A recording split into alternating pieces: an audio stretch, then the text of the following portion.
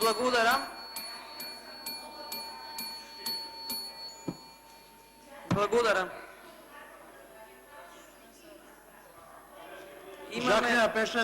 Имаме предлог закон за младински додаток. Со овој закон се предвидува и целта е законот за младински додаток е поттикнување на вработување на младите лица за вработување во дејностите на производството по завршување на средното образование до 23 години и младинскиот додаток е во износ од 3000 денари.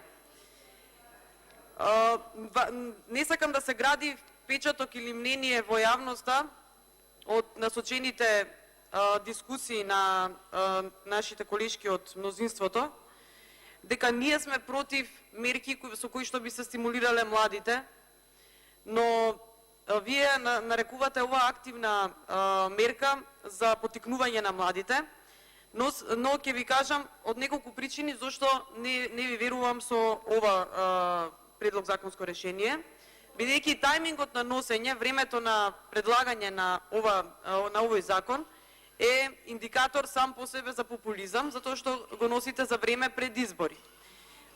Плюс тоа, за овој закон одредбите ќе започнат да се применуваат од 1 декември 2019 година. Сега сме веќе 22 јануари 2020 година. И плюс тоа, овој предлог закон е предложен од владата, а создава обврски на Агенцијата за вработување на Република Македонија, бидејќи во 4-тиот дел за оцена на финансиските средства потребни за спроведување на овој закон, за еден месец ќе бидат потребни 13 милиони 200 илјади денари. Плюс тоа, како што кажа и претходните дискутанти, дека опсегот на опфат и опфатот во овој закон е премногу мал и ограничувачки, иако како пратеничка група баравме да се зголеми опсегот до 29 години, не беше прифатен тој амандман. Плюс тоа, сметам дека носите закон кој што ќе има одложено дејство. Зошто? Бидејќи убаво е да се стимулираат точно пазарот на трудот, има потреба од стручно образовани луѓе, млади, и убаво е да се стимулираат уписите во средните стручни училишта, но сепак откако многу млади ни се одлеа од државата, сметам дека е задоцнета мерката за да се задржат, така да тоа би биле сега генерации евентуално кои што завршуваат, како што кажавте, опсегот е негде на 4000 луѓе.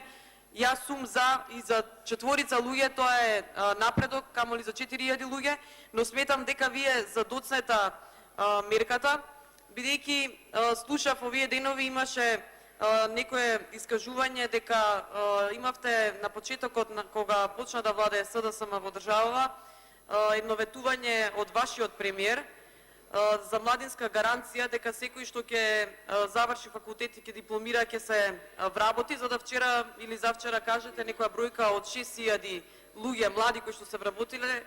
После 3 години прашувања и апелирања од наша страна до вас за податоци и поконкретни извештаи за тоа колку луѓе се вработени, дури вчера една од колешките од мнозинството излезе дека 6000 се вработени, многу ме интересира каде, и не може да не биде популистичка меркава кога се носи пред избори.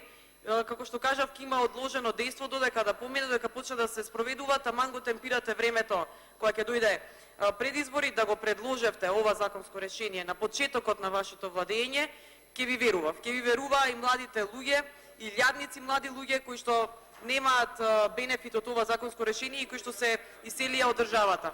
За волја на вистината, верувате дека не е еден од мотивите, имаше спроведувани анкети на млади луѓе, дефинитивно еден од главните мотиви за иселување на младите не се само платите, туку и неподносливата политичка состојба и атмосферата за живење во државата. Меѓувремено имаше спомнато странски инвестиции кои што се спроведени во нашава држава со задоцнување од негде половина година од како беа поставени прашања за странски инвестиции, за да биде кажано дека во Гази Баба е инвестирано и дека се вработени 600 лица во фабрика за кабли. Јас побарав подетален одговор, 100 лица се само вработени и видете, од предвидени вработувања и од реализирани вработувања има разлика. Значи, ако биле предвидени за 600, во моментот се вработени само 100. И затоа апелирам да не манипулираме со јавноста, да зборуваме со аргументи и факти. Инаку дека ќе подобрите вие состојбата на младите во државата, не верувам со ова законско решение, инаку, како што кажав, сум за било кое законско решение за подобрување на состојбата на младите, но со ова дефинитивно не се прави нешто многу во однос на младите. Благодарам.